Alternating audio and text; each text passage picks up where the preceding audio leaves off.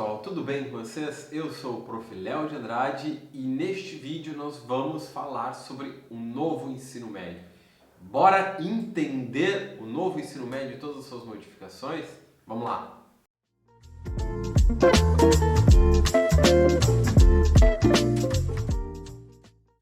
Bueno, gente, o novo ensino médio ele foi promulgado no governo do ex-presidente Michel Temer em 2016. Ele passou por uma série de enrolações e modificações no governo do também ex-presidente Jair Bolsonaro e depois ele passou por várias amplas modificações no governo atual do presidente Lula. E a partir disso, a real da real é que ninguém mais entende o novo ensino médio, ou eu devia dizer o novíssimo ensino médio, porque já passou por muitas modificações e a gente não consegue compreender. Esse vídeo então se trata da gente entender melhor essa linha do tempo, como que o novo ensino médio se estruturou, as modificações e a disputa pela reforma nesse sentido. Então vamos fazer essa compreensão aqui, vem comigo. Bem gente, para a gente poder entender o novo ensino médio, a gente precisa voltar lá em 2013, quando surge o PL 6840, né? O PL 6840, que buscava reformar o novo ensino médio. Não é de hoje e nem de ontem que se debate o ensino médio. Na verdade, desde que ele se tornou obrigatório, quando ele ainda era ginasial, lá na época do Getúlio Vargas, se debatia modificações a fazer no ensino médio para que ele se adaptasse melhor à juventude, à população brasileira, enfim. E desde então, ele passou por inúmeras mudanças. Sempre se debate sobre ter temas mais atuais no ensino médio, sobre ter um ensino médio que seja preparatório para o mercado de trabalho, sobre ter um ensino médio que seja mais agradável à juventude. E desde a década de 60, 70,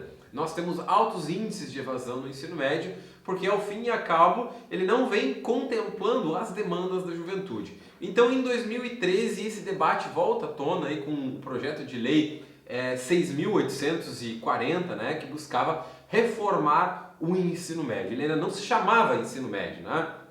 Esse projeto ele apresentava a ideia dos itinerários formativos e uma proposta adequando o ensino médio com temas transversais que já existiam nos parâmetros curriculares nacionais antes da BNCC e uma carga horária que fosse suficiente para o trabalho das áreas de conhecimento, apesar do pressuposto da BNCC, que depois vai dividir tudo isso em áreas de conhecimento e vai reduzir a carga horária. Então esse é o primeiro momento que nós temos no ensino médio. Bueno, corta para 2014, a gente tem a aprovação do Plano Nacional de Educação, que por sinal fracassou, tá? Só para a gente deixar esse parênteses aqui, que traz na sua meta 3 estratégias voltadas para a reformulação do ensino médio. Aí a gente tem nesse período aí uma situação bem característica.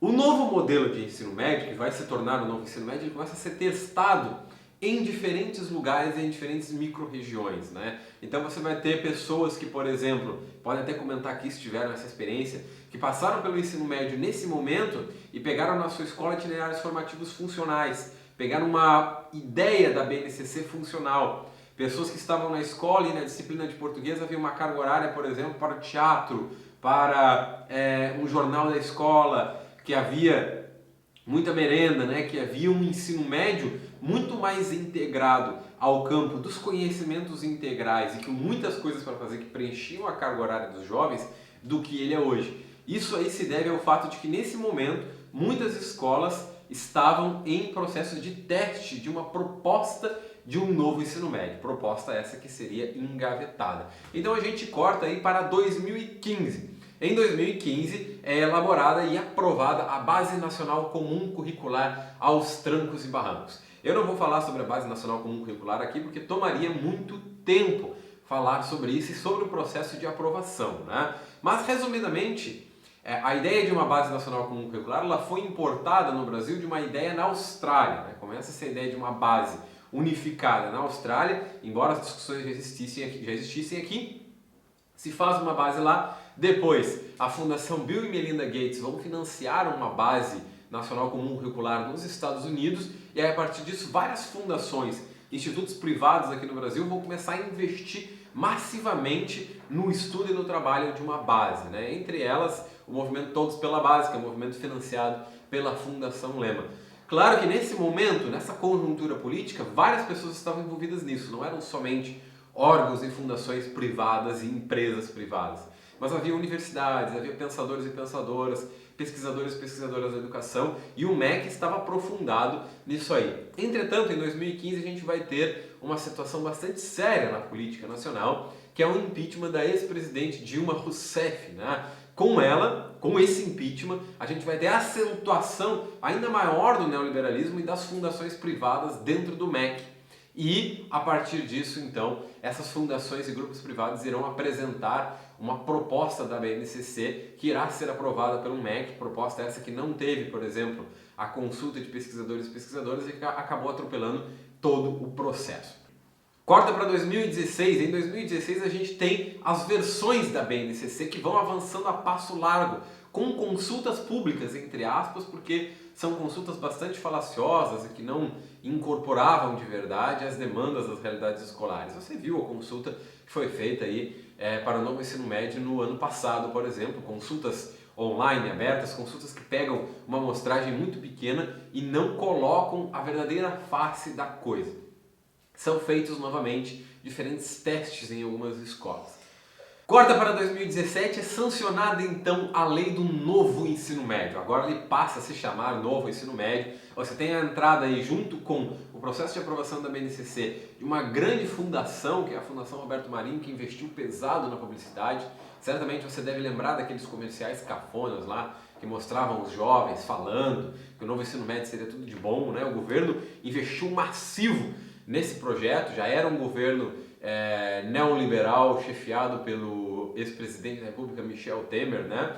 Com ampla participação publicitária e pouquíssimo debate da sociedade, esse projeto vai adiante. Muito diferente do PL 6.840, esse novo projeto foi feito pelo Mendonça Filho, que era ministro da Educação do Temer na época, e ele retira do projeto os temas transversais, cria a situação dos itinerários formativos como a gente viu hoje, ou seja, essas ideias de projetos disciplinares que as escolas terão uma certa liberdade para fazer, dependendo do seu orçamento, dependendo da região, reduz a carga horária da área de ciências humanas drasticamente, coloca a sociologia no campo da não obrigatoriedade de estudo, foca no processo de competência de aprendizagem, que é uma ideia pedagógica, né, que está lá na BNCC, e amplia a visão tecnicista do novo ensino médio. Resumo da história, ele acaba não funcionando e a gente tem um imbróglio que nós estamos metido hoje.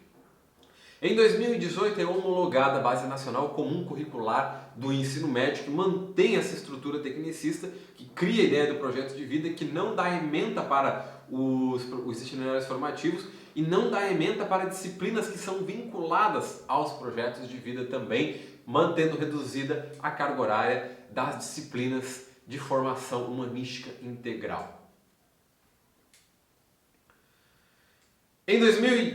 De 2019 a 2022, o novo ensino médio é testado largamente no país. São vários problemas que são escancarados pela mídia e a gente pode jogar algum deles aqui, né? Lembra daquelas matérias midiáticas que mostravam os itinerários formativos, brigadeiro de pote, você quer ser um milionário, RPG, o que rola por aí? Esse tipo de coisa acaba escancarando a divisão e a desigualdade que existe entre o novo ensino médio da escola pública e o novo ensino médio da escola privada, que justamente era o objetivo desde o início. Em 2023, com a entrada de um novo governo, se debate então a revogação do novo ensino médio. Uma das pautas principais de vários movimentos sociais no campo da educação, por exemplo, para o governo do atual presidente da República, Lula, né, era a revogação integral do novo ensino médio. Mas devido às forças que se colocam no campo do Congresso, no Ministério da Educação, isso evidentemente não aconteceu. O Ministério da Educação no novo governo, chefiado pelo Camilo Santana,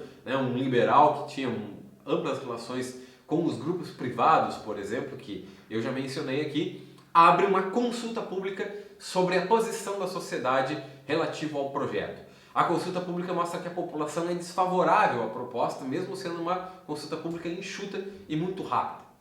Em 2024 surgem inúmeras propostas para reformar o ensino médio, fazer a reforma da reforma, já que a revogação está fora de pauta. Algumas retomam a proposição, por exemplo, do PL 6.840 e outras mantêm a relação atual. O projeto vai parar na Câmara de Deputados, né, com o deputado Mendonça Filho, que foi o relator original do novo ensino médio lá no governo do Michel Temer, ex-ministro da Educação do Temer, que faz pequenas modificações nesse texto. Esse texto, então, ele é aprovado e ele é encaminhado para o Senado e ele chega ao Senado na senadora professora Dorinha, que restitui a carga horária obrigatória das disciplinas de ciências humanas, por exemplo.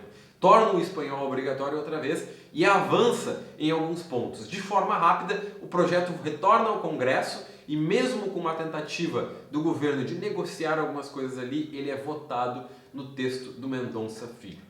Bom, gente, temos uma breve linha do tempo sobre isso e, afinal de contas, o que é que muda relativo a tudo que foi aprovado, tudo que foi modificado e o que temos agora nesse novíssimo, super novo ensino médio? É recomposta as 2.400 horas de formação geral básica, o espanhol ele permanece optativo nos currículos do ensino médio. Os itinerários formativos agora eles deverão seguir diretrizes que serão elaboradas pelo Conselho Nacional de Educação e essas diretrizes elas estarão atreladas às áreas de conhecimento e suas disciplinas, sem poder ser algo simplesmente elaborado da cabeça de alguém e colocado ali.